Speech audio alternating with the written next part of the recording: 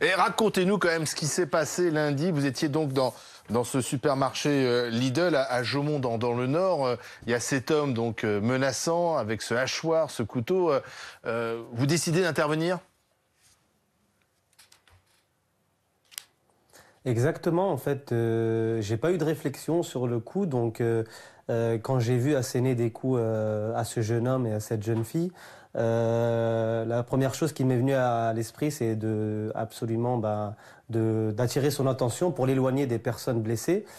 Et donc, comme il y avait un caddie de course abandonné à côté de moi, j'ai quand même eu la réflexion de prendre le caddie pour pouvoir mettre une distance entre moi et lui pour qu'il puisse me toucher, lui donner le moins de chances possible de pouvoir me toucher physiquement. Et donc, je lui ai foncé dedans avec le caddie. Il a quand même pu me toucher avec sa hache derrière la tête. Puis, j'ai essayé de lui sauter dessus pour essayer de le mettre par terre ou de le maîtriser. Et il m'a asséné un deuxième coup de hache. Je me suis protégé avec ma main et puis il m'a tranché les doigts. Lors de l'impact. Quel type de blessure vous avez eu justement, Tariq, parce que vous avez dû être hospitalisé? Alors j'ai été hospitalisé à SOS Main à Valenciennes. Donc j'ai eu l'amputation d'une phalange de l'annulaire et reconstitution du majeur. Donc il y avait l'artère et les nerfs qui avaient été sectionnés. Et donc le chirurgien a fait du bon travail en recousant mon majeur et puis en essayant de sauver le maximum. Et le chirurgien espère que vous allez pouvoir retrouver l'usage total de votre main? Peut-être pas total, mais à 90%, à 90-95% de l'usage de ma main. Quand vous décidez de foncer avec ce caddie sur lui pour l'empêcher de continuer à frapper les clients de ce supermarché, vous vous dites quoi? Parce que là, vous prenez un risque considérable. L'homme est déterminé. On sait aujourd'hui sans doute qu'il est schizophrène et d'ailleurs dans un état critique. Donc il allait peut-être jusqu'au bout de sa volonté de tuer, de faire mal. Il n'y a pas un moment d'hésitation? Pas du tout, j'ai eu aucun moment de réflexion, donc je pense que c'est ce manque de réflexion qui a fait que j'ai instinctivement réagi, sans réflexion, sans... Je ne saurais pas décrire en fait ce que j'ai ressenti sur le coup, juste qu'il fallait faire quelque chose. Ouais, rétrospectivement... J'ai pas eu peur, j'ai ressenti ni peur, ni rien du tout sur le coup.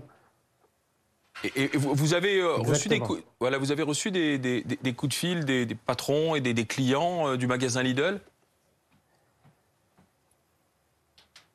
Pas de Lidl, mais j'ai reçu des messages, des encouragements, des remerciements de mes amis, des personnes qui me connaissent depuis mon enfance, des personnes inconnues que je ne connais pas de toute la France. J'ai reçu tout cet élan de solidarité et ça m'a permis de me reconstruire petit à petit après ce drame. Vous pouvez nous montrer votre main, parce que j'imagine que vous avez encore des bandages, hein, si c'est possible.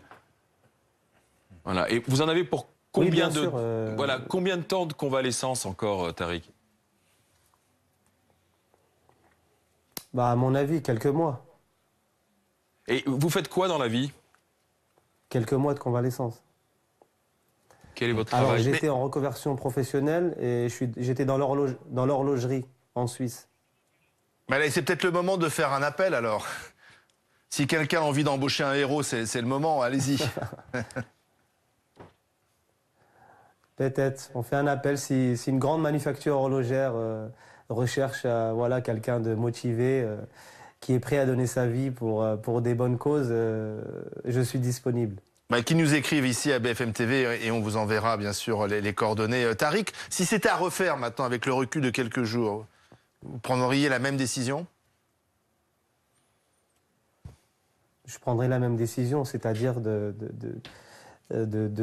essayer de sauver des vies humaines et puis parce qu'il n'y a pas de réflexion entre sauver sa propre vie ou alors sauver plusieurs vies.